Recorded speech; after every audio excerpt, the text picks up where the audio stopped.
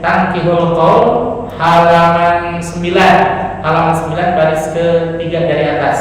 Itu dan luar biasanya kalimat la ilaha illallah dilanjutkan bahwa dalam satu riwayat wa kaifa, kan tadi dikatakan bagaimana katanya, huddimat lahu arba'ata alafi dzambin minal kaba'ir, maka digugurkan dari orang tersebut dosa-dosa sebanyak berapa katanya Pak? 4.000 dosa. 4.000 dosa digugurkan sekali mengucapkan kalimat la ilaha illallah. Wa qalu, kemudian bertanyalah para sahabat, wa kaifa in kanat lam yahtu ya Rasulullah, bagaimana kalau seandainya orang tersebut tidak memiliki dosa ya Rasul, karena saking banyaknya berzikir kepada Allah dan bertobatnya taubatan nasuha. Qala, maka menjawablah Rasulullah sallallahu alaihi wasallam, ghufira ahlihi, maka akan diampuni dosa-dosa keluarganya, wa jiranihi, dan tetangganya. Subhanallah.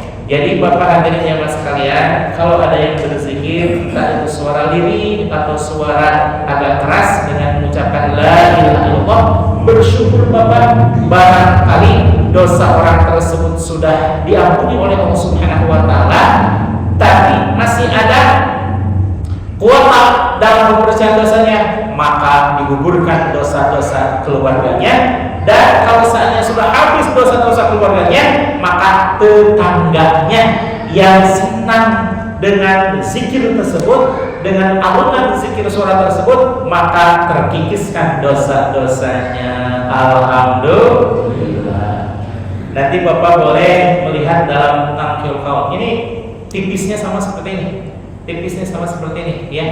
Tipisnya seperti ini di halaman 9. Yang paling penting yang diriwayatkannya itu adalah siapa tadi? Imam Bukhari dengan penjelasan dari Imam Sanusi, halaman 9. Nah, Bapak hadirin jamaah sekalian, kalau seandainya udah pasti tadi dikatakan oleh Rasulullah SAW, wa khairul khata'ina, bahwa sebaik-baik orang yang bertobat adalah at-taibun, orang yang sebaik-baik orang yang melakukan kesalahan adalah at-taibun, orang yang senantiasa bertobat memohon ampun kepada Allah. Lalu bagaimana supaya kita istiqomah di dalam bertobat, sebagaimana wasiat Syekh Al-Matsbuni ini, bahwa ketika kita mengingat segala kenikmatan Allah, kenikmatan yang telah kita rasakan, entah itu kenikmatan dalam keluarga, kenikmatan dalam pekerjaan, kenikmatan dalam kesehatan, semua kenikmatan-kenikmatan yang kita rasakan, maka ingatlah bahwa kita, subhanallah, ternyata hidup ini banyak lalai kepada Allah, banyak berbuat tidak sesuatu yang tidak disenangi oleh Allah, sehingga mungkin kita senantiasa terpleset dalam kesalahan. Lalu bagaimana kalau kita melihat para ulama-ulama, salah satunya, mohon maaf, saya alhamdulillah punya guru dan mencontohkan kepada kami semuanya untuk senantiasa bertobat. Bagaimana tobatnya? Yaitu dengan melaksanakan mandi taubat dan sholat taubat. Bagaimana pelaksanaannya? Sholat taubat dilaksanakan sekitar qalbul layal, hatinya malam itu adalah sepertiga malam terakhir, pukul 2 ke sini.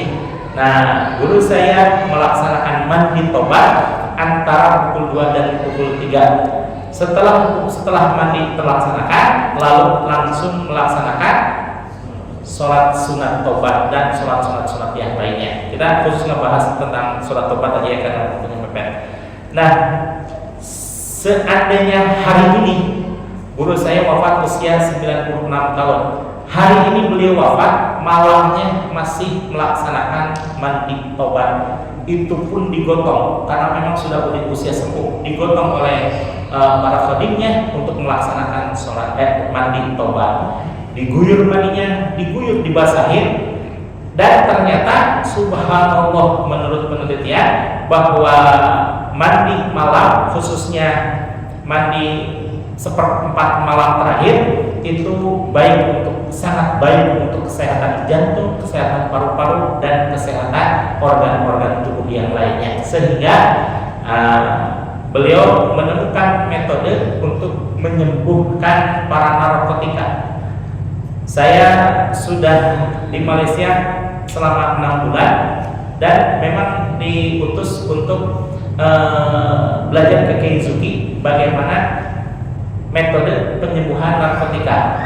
Kata beliau bahwa para morfinis ini, katanya di Kedah, Inabah, para morfinis ini tidak pernah menggunakan obat-obatan, tidak pernah menggunakan apa gitu ya, hanya dengan metode talqin, zikir, dan mandi tobat. Mandi tobatnya tiap hari, sebenarnya dengan dilaksanakan setelah gosok gigi dan sabunan, maka diguyur Rabbi anzilni munzalan mubarakaw wa anta khairul munzilin. Rabbi anzilni munzalan mubarakaw wa anta khairul munzilin. Karena ini ayat Al-Qur'an, maka diucapkannya dalam hati, tidak diucapkan secara lisan.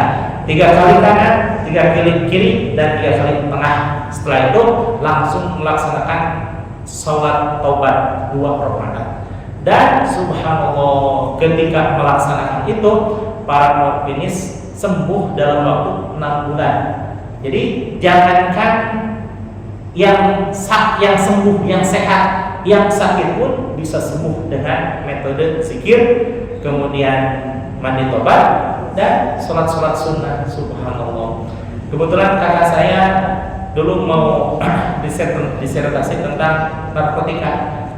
Setelah dicari referensinya, semuanya penyembuhan narkotika itu menggunakan sedikit obat-obatan, dan hanya satu yang tidak menggunakan obat-obatan. Siapa?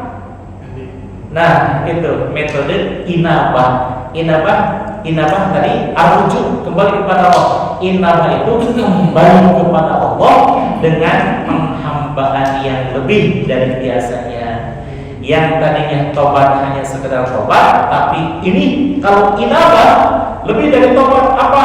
Melaksanakan ibadah, zikir, mandi tobat, kemudian sholat sunnah, dan sehari-hari subhanallah. Itu santri tidak belajar tentang kitab-kitab, tidak, karena itu sudah usianya agak sepuh-sepuh gitu ya. Lalu dengan metode zikir seperti itu, maka tersembuhkanlah. Bahwa di Malaysia, khususnya Pondok Remaja Inabah Malaysia cabang Suriah ya, itu menyembuhkan sudah 5.440 sekian, 40 ya, 5.000-an lah ya, 5.000 di Malaysia saja, itu hanya satu cabang. Kemudian seluruhnya ada 32 cabang yang menggunakan metode zikir, mandi tobat, dan sholat sunnah. Kembali lagi kepada wasiat dari Syekh Ibrahim Al-Matsbuli, alaika ayyuhal akh bil istiqomah fit taubat. Wajib atas engkau sekalian wahai saudaraku untuk tetap istiqomah dalam bertaubat kepada Allah. Karena setiap manusia al-insan mahalul khata' wan nisyan, bahwa manusia tempatnya salah dan lupa. Kita tidak mungkin selalu benar karena memang kita bukan malaikat, tapi kita pun tidak mungkin selalu salah karena kita bukan setan, tapi kita adalah manusia yang kadang baik, kadang buruk, kadang salah, kadang benar. Di dalam baik kita menyatakan alhamdulillah, dan di dalam kesalahan kita menyatakan astagfirullahaladzim. Mudah-mudahan apa yang kita pelajari saat ini menjadikan kita semakin istiqomah untuk bertobat kepada Allah. Insya Allah.